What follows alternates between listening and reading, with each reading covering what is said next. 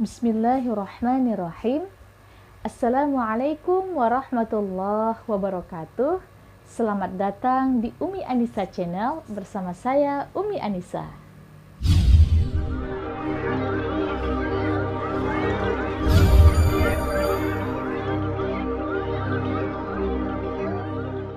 Hamdan wa syukran lillah, salatan wa salaman ala rasulillah.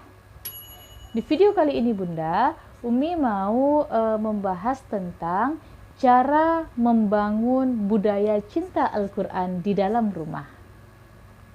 Kita sebagai umat muslim seharusnya menjadikan dan membangun budaya cinta Al-Quran di dalam rumah untuk anak-anak kita.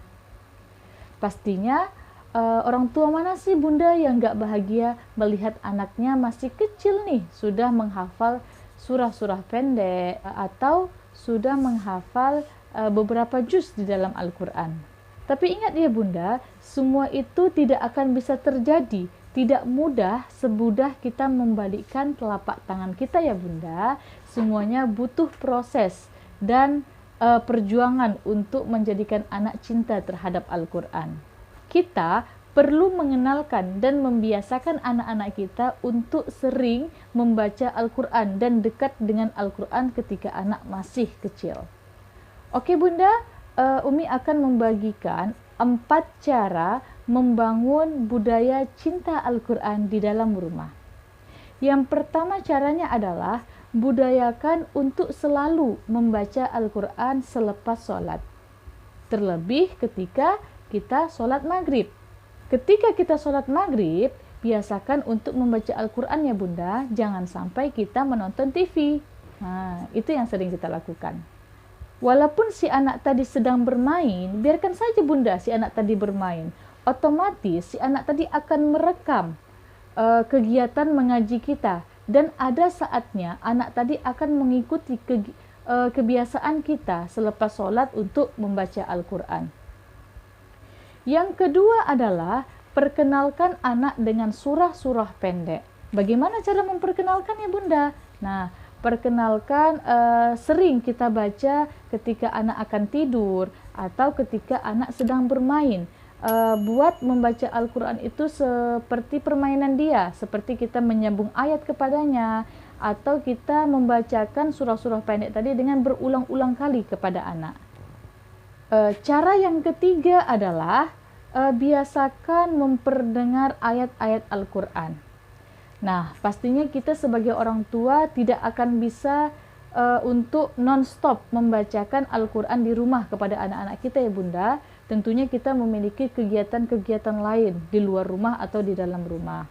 Solusinya apa? Solusi yang bisa kita berikan kepada anak adalah memberikan aplikasi-aplikasi Al-Quran lainnya, seperti misalnya sekarang sudah ada handphone, di dalam handphone itu sudah ada banyak aplikasi-aplikasi Al-Quran yang bisa kita perdengarkan kepada anak-anak kita, seperti speaker Al-Quran juga bisa, atau YouTube ya Bunda. Nah, semua itu akan membantu anak untuk dekat dan sering mendengarkan ayat-ayat Al-Quran. Intinya, biarkan si anak tadi sesering mungkin untuk mendengarkan lantunan-lantunan Al-Quran di rumah ya Bunda. Cara yang keempat adalah ceritakan kisah-kisah Al-Quran kepada anak. Banyak cerita yang kita bisa ceritakan kepada anak ya Bunda, seperti misalnya cerita Nabi kita, Nabi Muhammad, atau cerita tentang para penghafal Al-Quran, atau cerita tentang gajah di dalam Al-Quran dan lain sebagainya yang masih banyak bisa kita ceritakan kepada anak-anak kita. Ceritakanlah dengan bahasa anak-anak ya Bunda, buat semenarik mungkin. Bunda bisa menceritakannya dengan buku-buku dongeng atau buku-buku yang mengedukasi untuk anak. Intinya Bunda, minimal sampai anak usia 2 tahun, usahakan yang masuk ke kepala anak tadi adalah ayat-ayat Al-Quran. Oke Bunda, inilah cara bagaimana kita mengajarkan anak untuk cinta terhadap Al-Quran.